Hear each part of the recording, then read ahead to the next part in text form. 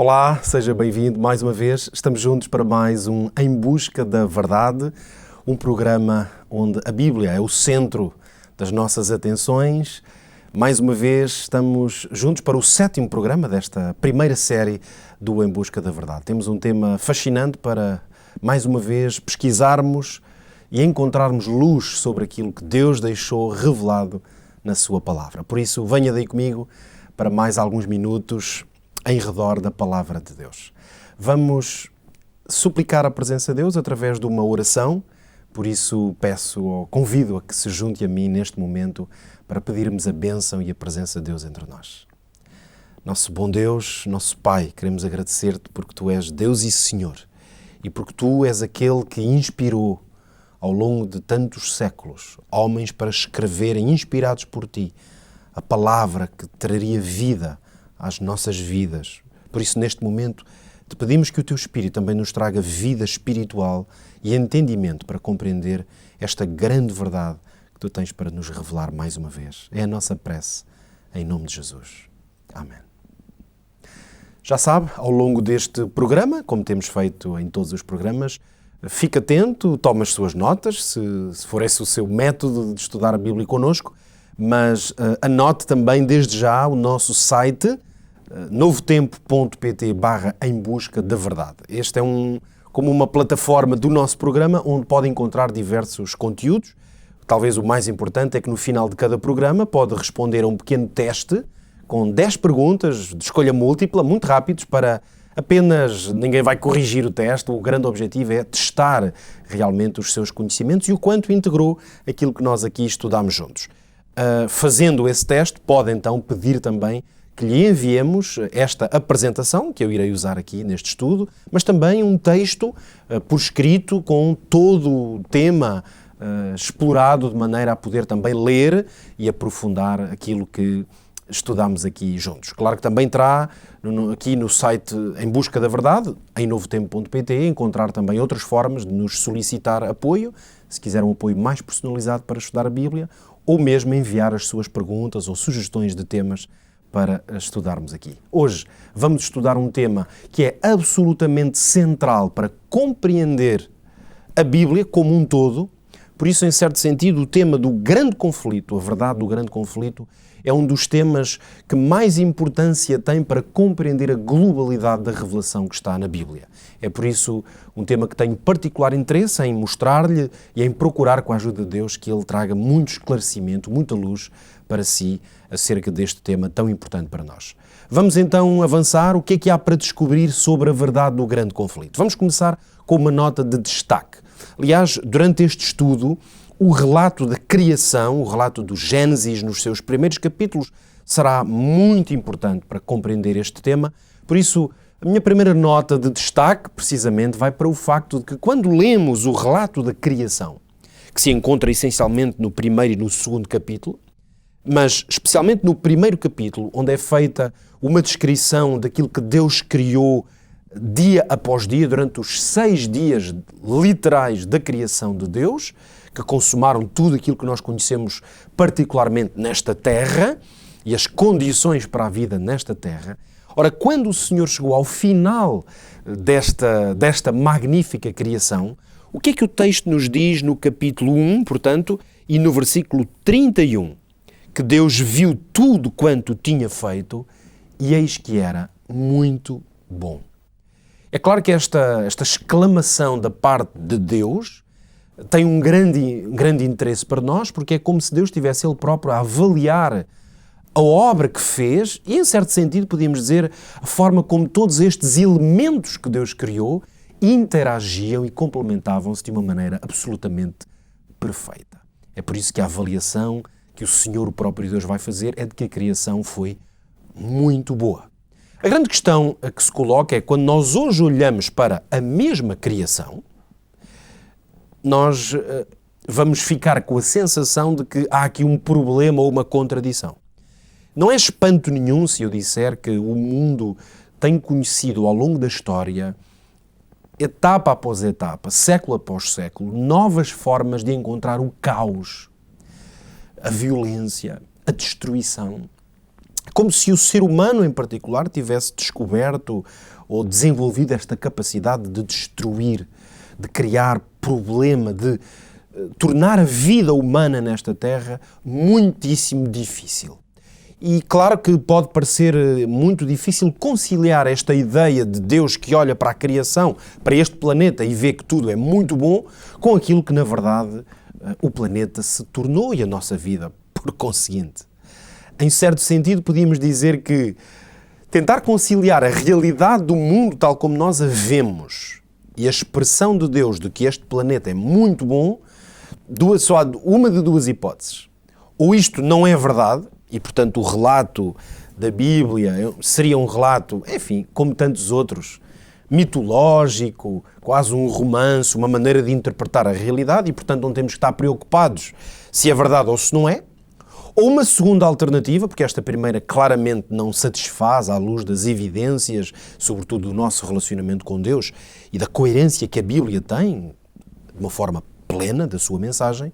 Há uma segunda hipótese, é que alguma coisa correu mal entre o tempo da declaração de Deus, isto é muito bom, e note que essa declaração foi feita mesmo no final da criação, portanto, estamos a falar após 6 dias, antes quase de qualquer hipótese de corrupção e de caos naquilo que inicialmente Deus criou por oposição total ao caos, ou seja, um lugar de ordem perfeita. O que nós vamos estudar aqui neste estudo, a propósito do grande conflito, é que precisamente alguma coisa correu muito mal. E sobre isto, 2 coisas podemos dizer. Primeiro é que a Bíblia não esconde a realidade deste caos. Ou seja, a Bíblia não termina no capítulo 1 de Gênesis e no versículo 31. Se assim fosse, nós teríamos que dizer que alguma coisa estaria incoerente. Mas a Bíblia não termina, como sabe. A revelação de Deus continua e Deus foi revelando ao longo da história e dos acontecimentos que, de facto, a realidade de um caos muito distante da ordem perfeita que Deus estabeleceu é uma evidência e a Bíblia vai, na verdade, fundamentar essa evidência. Fazendo o quê? A Bíblia revela e explica as origens deste caos, como estamos a chamar-lhe, mas também a Bíblia revela a solução, porque ela existe para esta tremenda realidade. Eu convido, portanto, a olharmos agora a partir desta dupla afirmação, para o que a Bíblia ensina sobre este facto. Na verdade, o ensino bíblico sobre a diferença entre o muito bom de Deus e o caos que nós conhecemos, ela já está expressa nos primeiros capítulos do Gênesis. Podemos, portanto, afirmar o seguinte: quando analisamos os primeiros 4 capítulos da Bíblia, eles são de extrema importância para a nossa compreensão do que se passa nesta Terra, porque são 2 secções que estão não em contradição, ao contrário, que ajudam a explicar esta realidade. Gênesis capítulo 1 e 2, vamos fazer aqui um resumo, nós obviamente não teríamos tempo aqui para ler o texto de forma completa, portanto eu preparei-lhe aqui um resumo que pode ver agora no nosso quadro.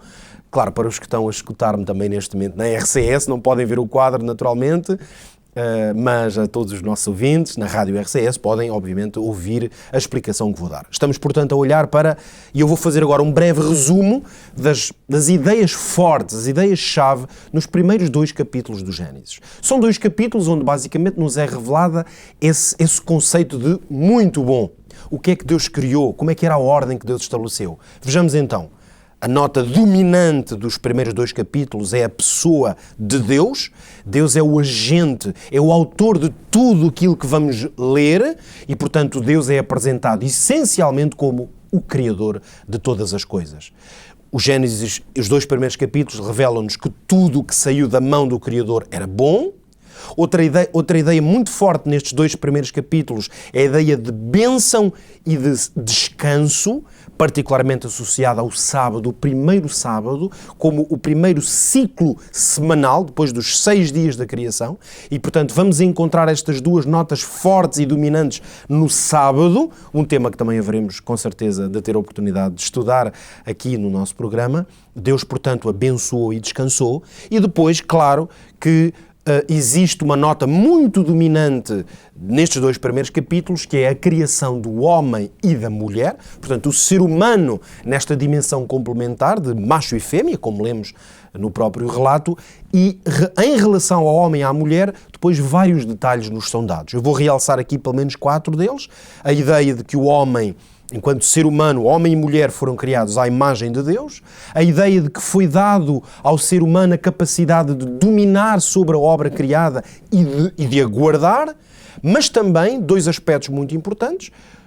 Por um lado, de que o homem foi chamado à obediência, portanto, Deus colocou ao ser humano um desafio de obediência à autoridade de Deus, e finalmente a ideia de que homem e mulher foram criados para serem uma só carne, portanto, para viverem não apenas uma relação muito especial entre eles, como homem e mulher, mas de viverem nessa lógica de complementaridade e unidade perfeita. Ora, aqui temos, portanto, as notas dominantes de Gênesis 1 e 2. E o que nós encontramos aqui é exatamente a descrição do paraíso, podíamos dizer, mas dito de outra forma, do ideal de Deus para este planeta.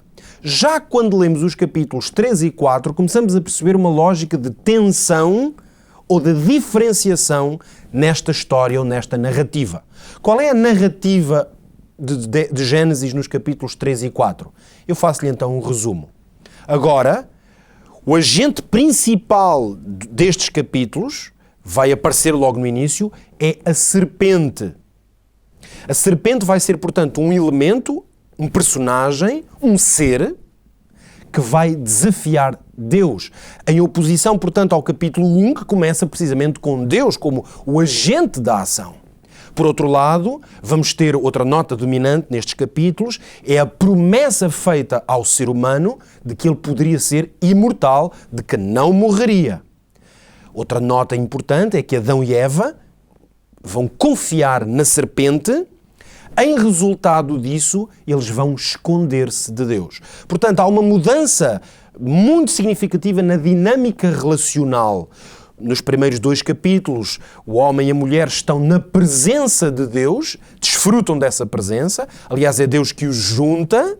Agora, os 2 vão esconder-se de Deus porque deram ouvidos à voz dessa serpente. Vamos encontrar também a primeira experiência de acusação mútua. Se nos primeiros capítulos vemos Adão a dizer, esta, falando à sua mulher Eva, é osso dos meus ossos, carne da minha carne, agora vamos ouvir Adão dizer a Deus, a culpa do que aconteceu foi da mulher que tu me deste. A acusação mútua inicia-se nestes capítulos, depois Deus vai descrever as consequências dramáticas, todas elas, do pecado, ou seja, da desobediência à autoridade de Deus, e finalmente, no capítulo 4, vamos ter um relato de Caim, aí já depois de Adão e Eva terem concebido filhos, e Caim, o primogênito nesta terra, o primeiro filho dessa relação entre homem e mulher, Caim vai matar o seu irmão Abel. Repare, portanto, que esta é a realidade que nos é descrita nos 2 primeiros capítulos da Bíblia, os 4 primeiros capítulos da Bíblia. Nesta espécie de tensão entre estas 2 grandes verdades, a de que Deus criou tudo perfeito e muito bom, mas de que algum elemento veio perturbar essa perfeição e essa ordem, nós podemos afirmar, a partir apenas da análise destes 4 capítulos, de que a Bíblia só pode ser entendida plenamente. Eu arrisco mesmo a dizer que há muita narrativa dentro da Bíblia que só pode ser compreendida à luz deste tema que nós vamos designar como grande conflito. É por isso que grande conflito não é um termo que esteja na Bíblia dito desta forma. Grande conflito é um título através do qual podemos designar esta ordem que, desde os primeiros capítulos, fica evidente. Deus a criar um estado de absoluta perfeição de ordem que é substituído pela ação do homem, claro, das suas escolhas e desta serpente, já vamos analisar tudo isto, que criam as condições para o caos. Esta luta entre a ordem estabelecida por Deus e a desordem estabelecida pelo inimigo de Deus é o que nós podemos designar como grande conflito. E, portanto, o grande conflito na Bíblia, e é isto que eu agora lhe proponho a irmos descobrir de uma maneira mais profunda, é que o grande conflito tem 3 intervenientes, o grande conflito tem 2 grandes questões em jogo, em disputa, e há um resultado que está assegurado em relação a este conflito. Vamos então começar a responder ou a esclarecer o que é que está por trás destes números, perguntando o que é que está em disputa no grande conflito. E para isto, agora sim, vamos começar, como temos feito sempre, a folhear a nossa Bíblia à procura de encontrar estas respostas. Vamos então ver quais são as 2 grandes questões que estão em jogo no grande conflito. A primeira delas é a aceitação da soberania de Deus. A nota com que a Bíblia se coloca logo na sua abertura é de que Deus, como temos dito, aliás, já hoje disse aqui, mas também noutros dos nossos estudos, é de que Deus não se justifica a sua existência, Deus aparece como sendo o Senhor, o Criador e, portanto, o soberano sobre o universo, a terra, todas as suas criaturas. Deus é Senhor. E a primeira grande questão em disputa no grande conflito, tal como a Bíblia apresenta, é a aceitação da soberania de Deus. Onde é que vamos ler isso? Agora, vamos ao Gênesis, no capítulo 2, vamos ler, porque até aqui o que fizemos foi uma análise das ideias-chave nestes 4 capítulos, e agora sim vamos ler uma porção no capítulo 2 e depois uma no capítulo 3. Na verdade, mais uma vez, nestas 2 secções, vamos encontrar as 2 grandes questões em disputa, e por isso eu lhe dizer que estes 4 primeiros capítulos da Bíblia são muito importantes para compreender o grande conflito. Ora, no capítulo 2, nós vamos ler os versículos 15 até ao 17, e é o Senhor que que diz diretamente a Adão e Eva o seguinte. Vamos ler. Tomou o Senhor Deus o homem e o pôs no jardim do Éden para o lavrar e o guardar. Mas da árvore da ciência do bem e do mal, agora vamos ler o 16, que eu já estava a saltar, o versículo 16, ordenou o Senhor Deus ao homem dizendo, de toda a árvore do jardim comerás livremente, mas da árvore da ciência do bem e do mal, dela não comerás, porque no dia em que dela comeres, certamente morrerás. O que é que este texto tão importante nos indica? Que Deus criou as condições perfeitas e a ordem estabelecida para que o ser humano pudesse desfrutar e usufruir de uma Bíblia, de uma experiência absolutamente extraordinária. Mas o que a Bíblia nos revela nestes versículos que acabamos de ler é que Deus se colocou diante do homem como o soberano e, portanto, o homem tinha que aceitar a soberania de Deus. A Bíblia não nos apresenta, portanto, um Deus que tenha criado esta terra, desaparecido dela e deixou a terra a seguir o seu curso. Aliás, esta é uma ideia que há muitos séculos tem tido alguns adeptos. Portanto, a de um Deus criador, mas depois não em relação com a sua criação. Ao contrário, a Bíblia coloca-nos desde o seu início este grande parâmetro. É necessário aceitar a soberania de Deus. Ora, quando Deus diz a Adão e Eva que eles precisam de obedecer a este requisito, a este mandato que foi estabelecido nesta árvore da ciência e do bem e do mal, fica associado a essa árvore a ideia de que fora da soberania de Deus, a morte é uma garantia. A segunda grande questão que está em disputa no grande conflito já não tem a ver agora com o homem, que é o que está em disputa na primeira parte, é se o homem aceita a soberania de Deus, agora é o próprio Deus que está em causa. E para compreender porque é que o caráter de Deus está em causa, nós precisamos de ler agora no capítulo 3, quando o tal interveniente, que já há pouco eu referi, vai realmente surgir. Vamos ler agora um texto um pouco maior, vamos ler os primeiros 5 versículos do capítulo 3 de Gênesis, que dizem o seguinte. Ora, a serpente era a mais astuta que todas as alimárias do campo que o Senhor Deus tinha feito. E esta disse à mulher, é assim que Deus disse, não comereis de toda a árvore do jardim? E disse a mulher à serpente, do fruto das árvores do jardim comeremos, mas do fruto da árvore que está no meio do jardim, disse Deus, não comereis dele, nem nele tocareis, para que não morrais. Então a serpente disse à mulher, certamente não morrereis, porque Deus sabe que no dia em que dele comerdes, se abrirão os vossos olhos e sereis como Deus, sabendo o bem e o mal. Repare, portanto, que não apenas este ser aqui na forma de uma serpente vai claramente contradizer a palavra de Deus, portanto vai chamar a Deus mentiroso, mas mais do que isso vai pôr em causa as intenções de Deus, portanto o seu caráter, ao dizer ao ser humano que na verdade Deus escondeu deles uma verdade que não interessava a Deus que o homem soubesse, e era que o homem podia ter os olhos abertos e ser igual a Deus. O que quer dizer que foi semeada uma dúvida sobre o caráter de Deus e as suas intenções. Nós vemos, portanto, nestes dois relatos que acabamos de ler, que há uma árvore e um fruto nessa árvore que vão ter um papel absolutamente central na história, no arranque do grande conflito. Isto é muito interessante, a descrição que a Bíblia nos faz. Sabemos que muitas pessoas, incluindo pessoas crentes e até teólogos, estudiosos da Bíblia, têm colocado em causa muitos dos relatos da Bíblia, particularmente o relato da criação. Talvez muitos, por causa disso, olhem para esta história de uma árvore que foi colocada ali e que o futuro da humanidade se jogou naquela árvore, pode talvez a muitos parecer uma espécie de uma fábula, um conto apenas ilustrativo.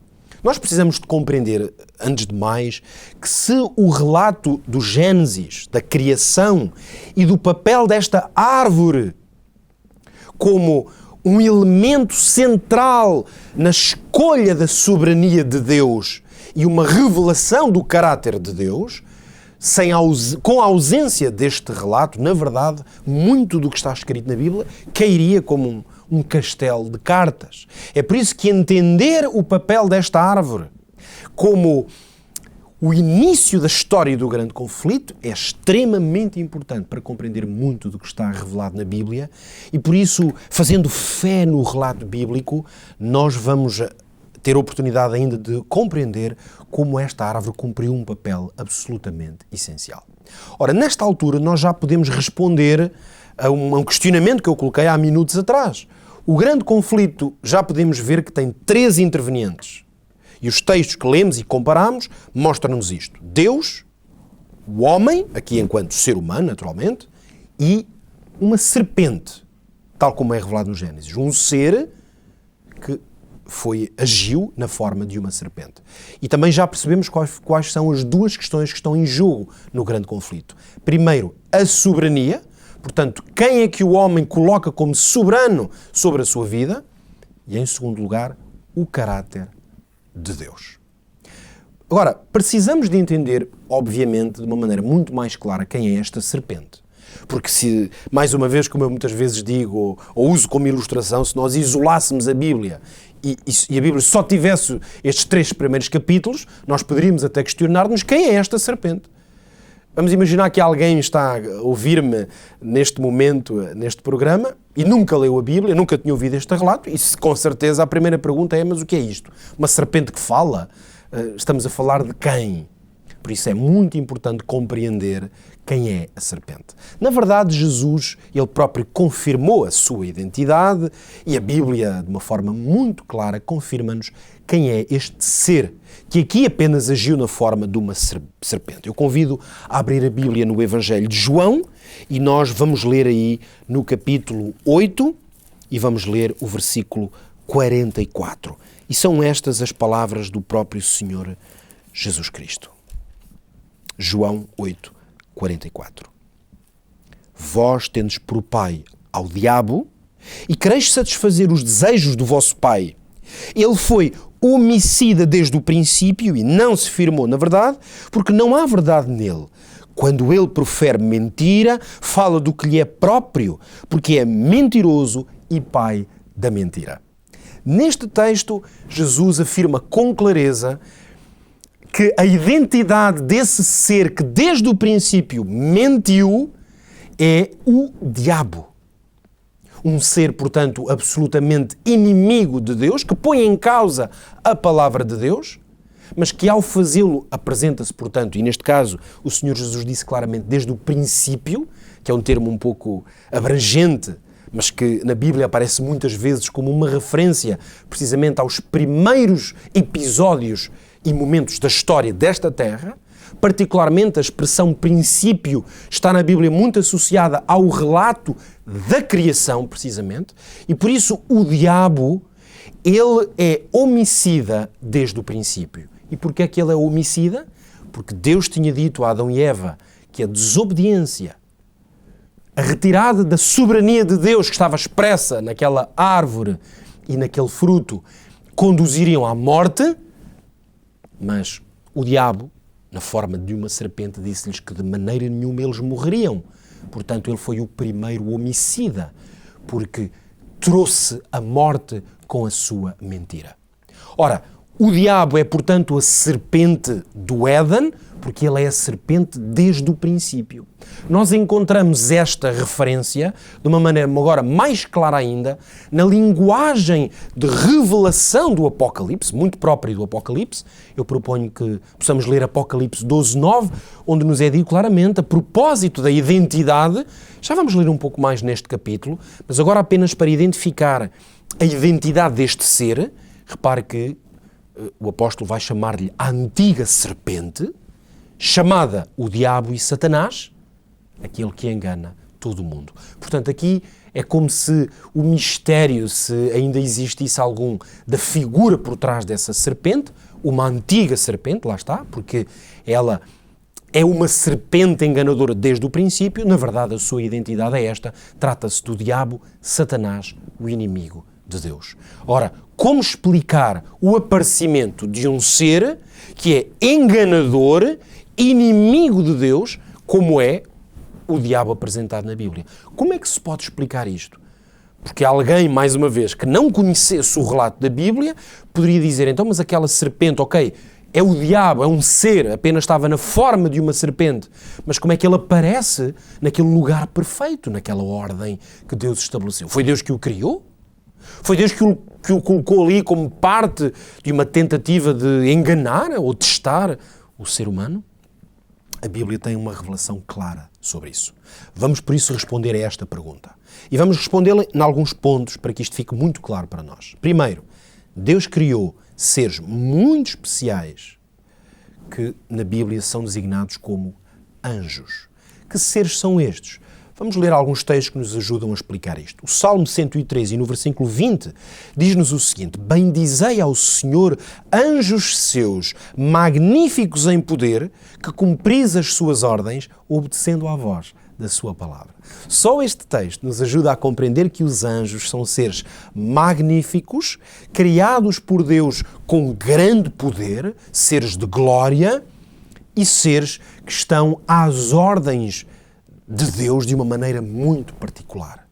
Portanto, são como que um exército, como também são chamados, não um exército no sentido bélico do termo, mas um exército como um grupo muito grande de soldados, no sentido que Deus é o Senhor deste grande batalhão. Mas a Bíblia também nos diz, e agora voltamos ao Apocalipse no capítulo 5 e o versículo 11, diz-nos o seguinte, numa visão que teve o apóstolo João: olhei e ouvi a voz de muitos anjos ao redor do trono e dos animais e dos anciãos, e era o número deles milhões de milhões e milhares de milhares. Esta revelação ajuda-nos a compreender, portanto, que estes anjos são seres em grande abundância de número e, portanto, são seres de grande quantidade, mas como vimos nos Salmos e noutros textos, estamos a selecionar aqui alguns, também seres de uma enorme qualidade. Ora, qual é a revelação da Bíblia? Uma revelação importantíssima, particularmente dentro deste contexto, que é o grande conflito. É que houve um anjo, um destes magníficos seres em poder, que iniciou um conflito com Deus. E é a partir daqui que nós podemos compreender a dinâmica de um conflito onde Deus se envolve e onde o seu caráter está posto em causa.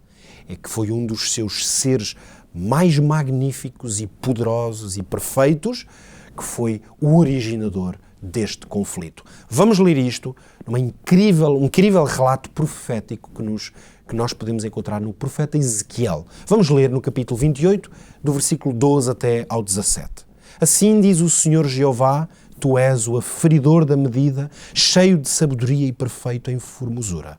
Estavas no Éden, jardim de Deus, toda a pedra preciosa era a tua cobertura. Depois continua: Tu eras querubim ungido para proteger, e te estabeleci no monte santo de Deus, estavas no meio das pedras afogueadas, andavas. Perfeito eras nos teus caminhos desde o dia em que foste criado até que se achou iniquidade em ti. Na multiplicação do teu comércio se encheu o teu interior de violência e pecaste. E levou-se o teu coração por causa da tua formosura, corrompeste a tua sabedoria por causa do teu resplendor. Fica, portanto, claro, repare bem, que este era um anjo até com uma função muito especial entre esta ordem que Deus estabeleceu, mas o mais importante aqui nestas palavras de grande revelação é compreender que Deus criou este ser de forma, como todos os seus seres, criou livre, mas perfeito, dotado de grande magnificência e poder.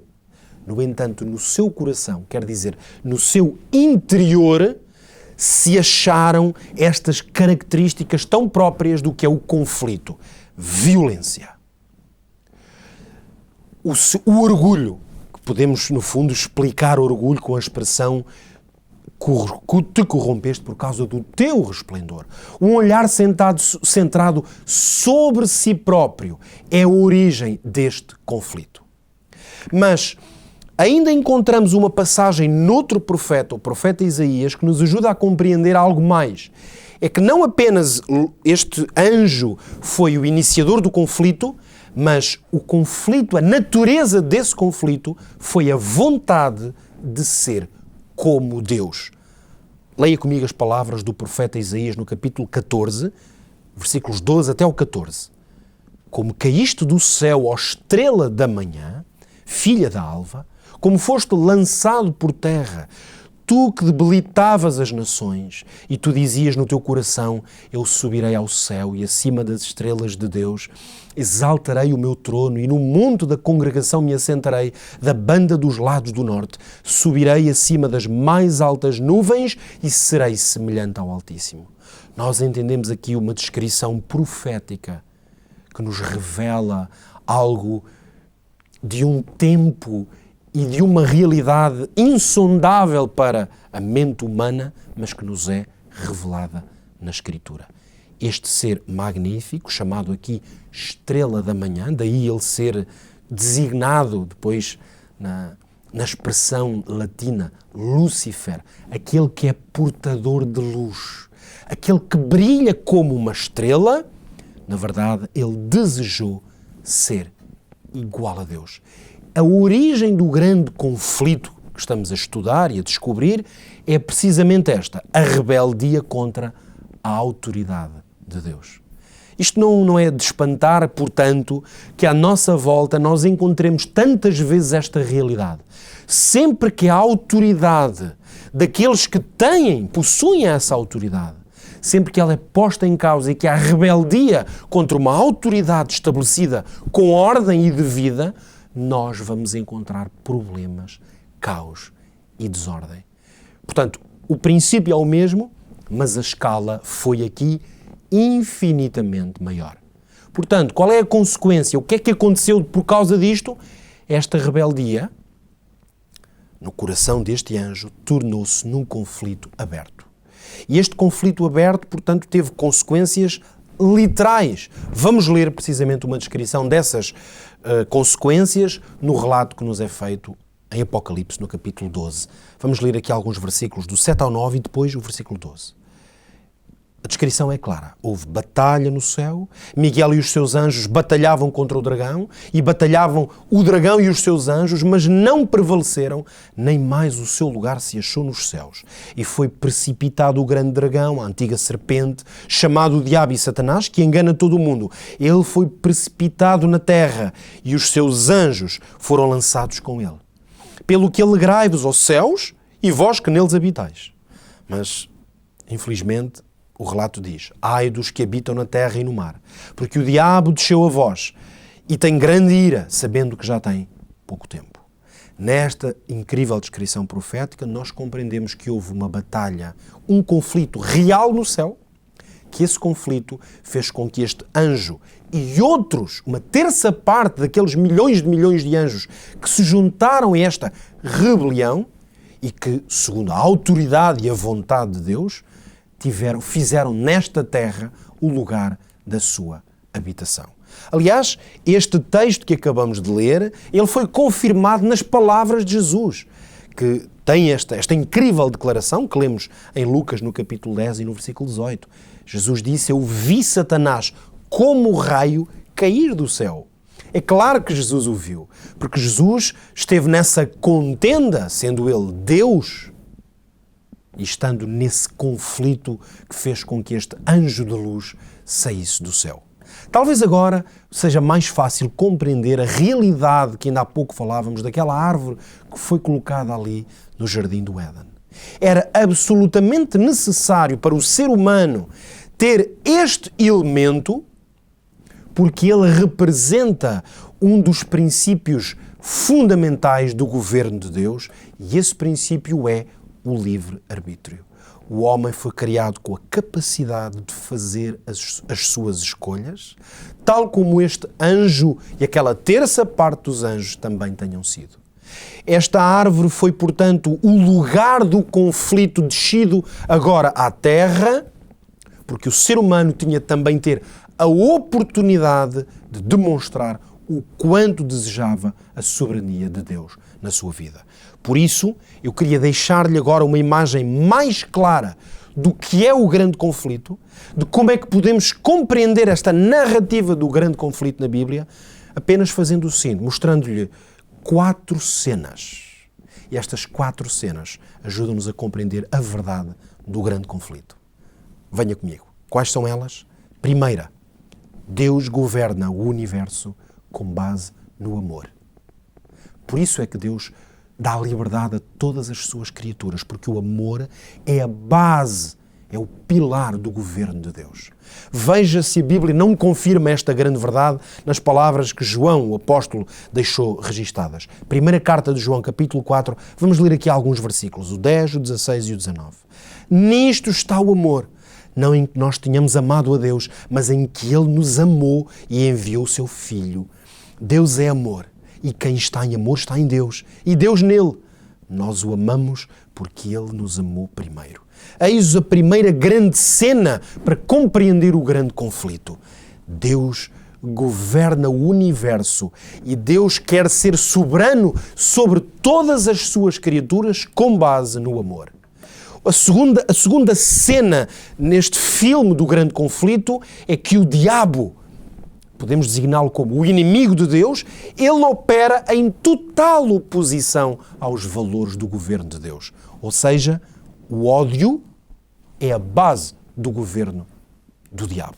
Por isso é que a Bíblia revela, por exemplo, em Apocalipse 12, onde já estivemos e vamos agora voltar, que no final, aliás, dessa grande descrição profética, é-nos dito que esse dragão irou-se contra a mulher, uma referência profética ao povo de Deus, e foi fazer guerra ao resto da sua semente. Quem são estes? Os que guardam os mandamentos de Deus e têm o testemunho de Jesus.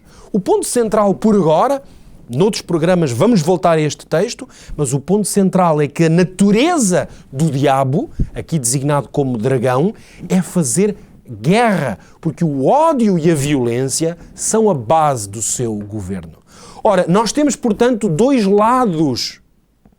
A existência do conflito agora depende da escolha de quem tem a oportunidade de a fazer, porque nós já temos 2 lados claros, muito claros. Temos 2 reinos que assentam em valores totalmente distintos. O reino de Deus assenta numa lógica de amor e o reino de Satanás numa lógica de ódio e violência. A terceira cena do grande conflito é de que o homem deixou-se dominar pelo reino do ódio. Na verdade, nós já lemos isso aqui, neste estudo, quando vimos o momento exato em que homem e mulher se deixaram engodar e enganar precisamente pelaquela ideia odiosa contra Deus, de que Deus era mau, de que Deus queria fazer mal, de que Deus não queria deixar o homem reinar em liberdade. O homem deixou-se dominar por uma ideia de ódio. Por isso lemos, por exemplo, nas palavras do apóstolo Paulo a Timóteo, capítulo 2, versículo 26, para conhecerem a verdade e tornarem a despertar, desprendendo-se dos laços do diabo em cuja vontade estão presos. O apóstolo Paulo estava a dizer a Timóteo que ele deveria pregar a palavra de Deus e o Evangelho para fazer com que aqueles que estavam presos em quê? Nos laços do diabo, através da verdade de Deus, essa verdade do Evangelho de amor, pudessem ser libertos. Porque o reino do diabo, esse reino de ódio e violência, ele não cessa de fazer isto, de aprisionar. Mas também lemos nas palavras do próprio Jesus, João 16:11, que disse, ou chamou ao diabo, o príncipe deste mundo. Ele é o príncipe deste mundo porque ele tem a capacidade, porque nós lhe concedemos desde o princípio, mas também somos, cada um de nós, que não estivemos lá no Éden, mas somos coniventes com esta capacidade do diabo ser príncipe, de ter autoridade neste mundo. Por isso, este domínio que nós subjugamos ou deixamos que acontecesse, afeta-nos irremediavelmente a todos e é a origem do caos em que nós vivemos. Mas a quarta e última cena do conflito que lhe apresento é esta. Jesus veio derrotar o domínio de Satanás. Jesus é a fonte de esperança de que é possível também na nossa vida dominar ou permitir que Deus domine novamente e, portanto, que o domínio de Satanás seja derrotado. Veja as palavras do apóstolo Paulo aos Gálatas no capítulo 5 e versículo 1. Estai, pois, firmes na liberdade com que Cristo nos libertou e não torneis a meter-vos debaixo do jugo da servidão. Estas palavras significam, portanto, que é possível já nesta terra, embora estando no meio de um caos que está à nossa volta e que nos afeta, mas na nossa vida é possível fugir desse domínio de ódio e manter-se agora na liberdade com que Cristo nos libertou. Mas voltemos a Apocalipse 12, onde aí temos então uma confirmação de que Jesus veio derrotar esse domínio. Onde é que está essa confirmação? Leia comigo os versículos 10 e 11. Agora, chegada está a salvação e a força e o reino do nosso Deus e o poder do seu Cristo, porque já o acusador dos nossos irmãos é derribado, o qual diante do nosso Deus os acusava de dia e de noite.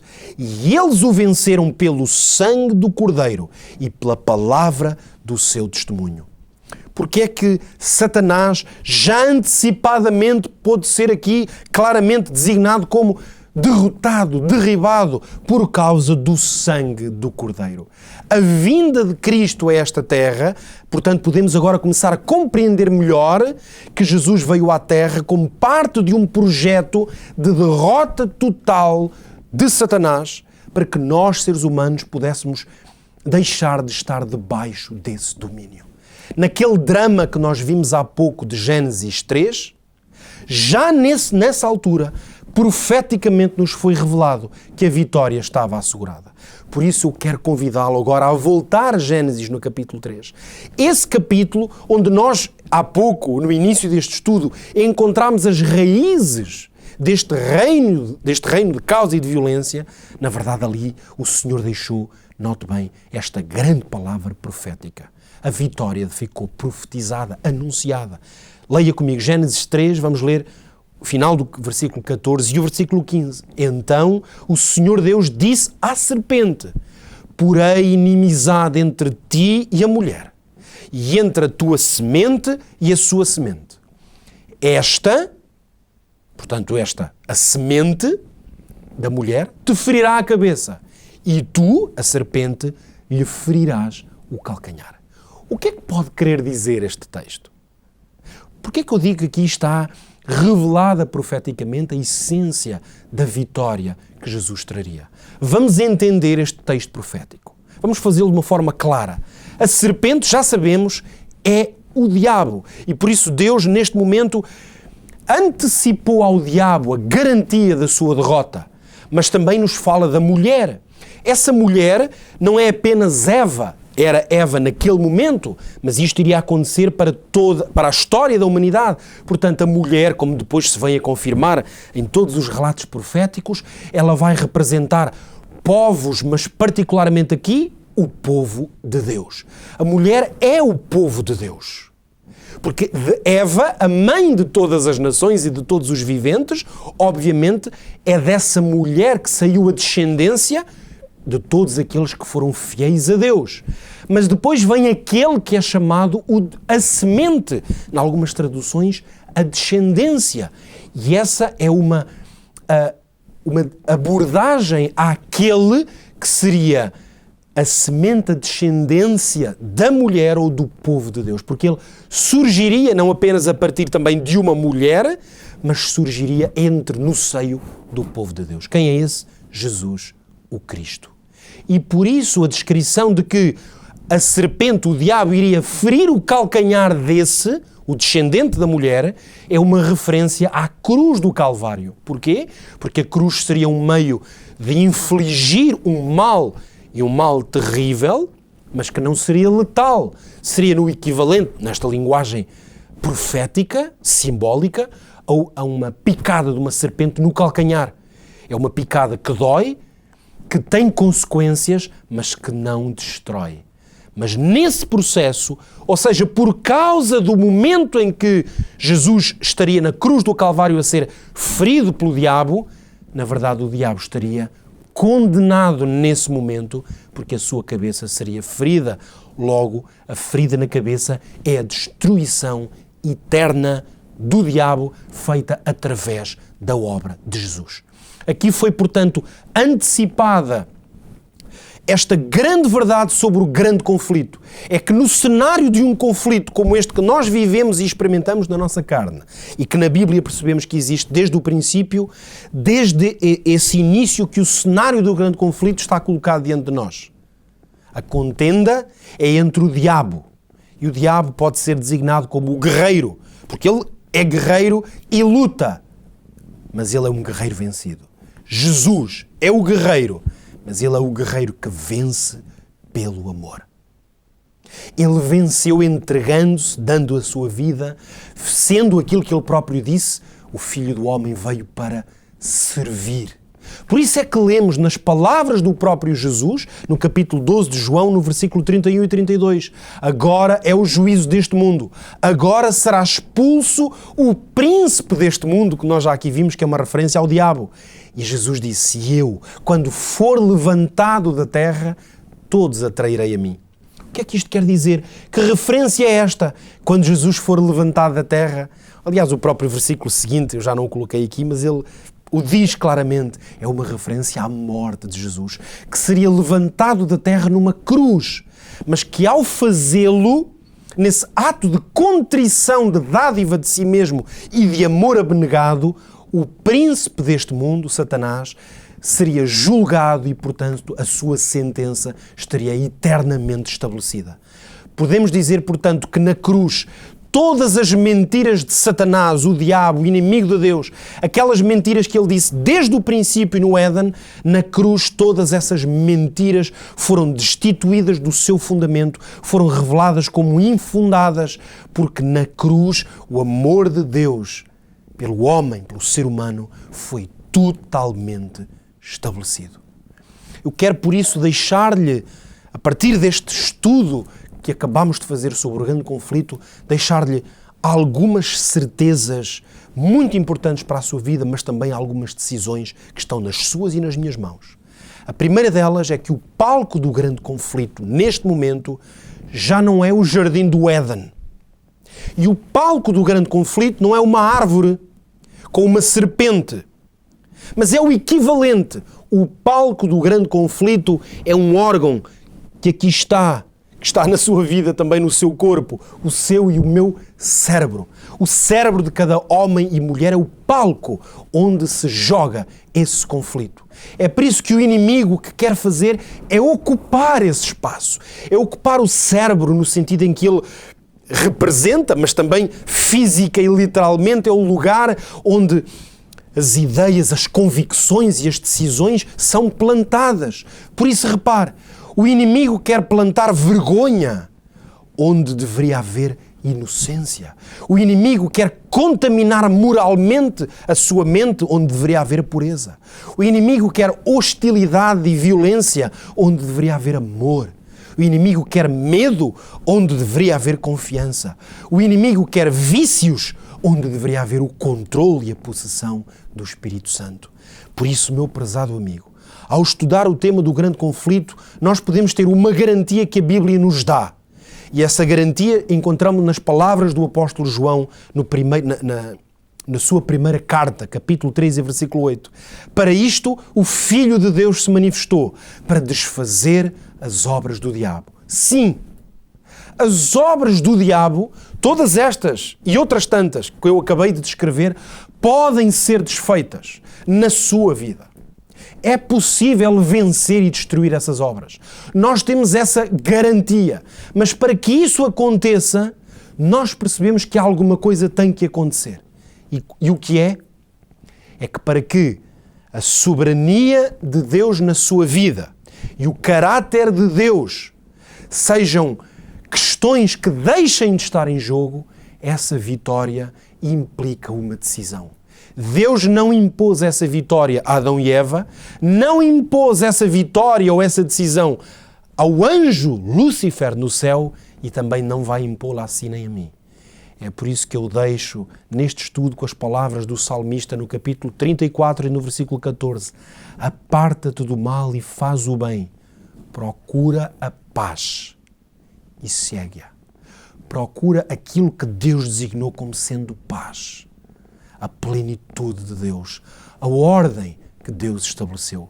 Se nós nos apartarmos do mal e buscarmos essa paz, seguramente que já nesta terra começaremos a transitar para a realidade de Gênesis lá no capítulo 1 e 2. Aquela realidade de ordem perfeita. E vamos nos afastar progressivamente do caos que é a vida sem Deus. Que Deus o ajude a ser vitorioso neste conflito, ficando ao lado do Senhor. Que Ele o abençoe nesse propósito e nas suas decisões. Voltamos a ver-nos no próximo episódio. Até lá, que Deus o abençoe.